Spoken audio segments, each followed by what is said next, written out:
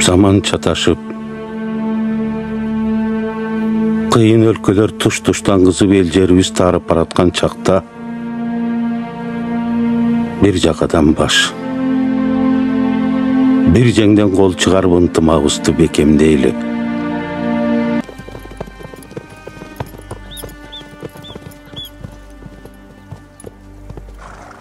Сабырыңар сөз мырзалар.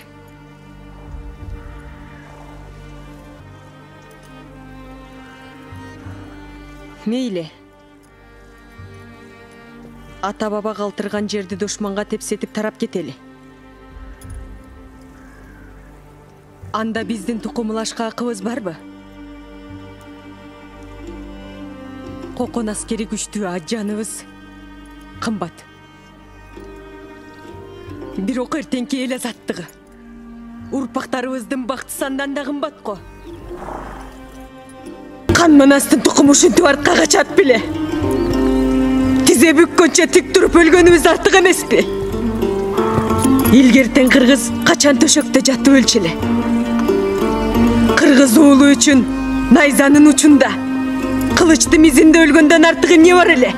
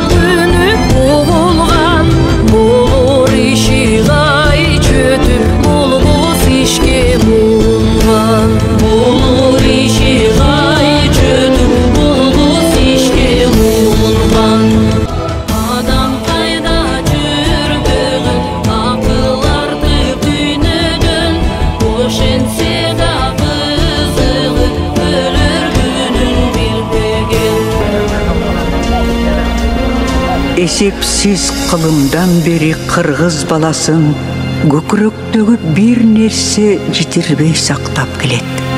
Ал мамлекетибизди кайра кайтарабыз деген улуу мүдө. Бул мүдө деп Эченердин жаны учту. Эченененин көз жаш акты.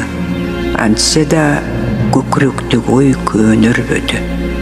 Элибиз бул ыйык муратка жетиш үчүн али да узак жол басар.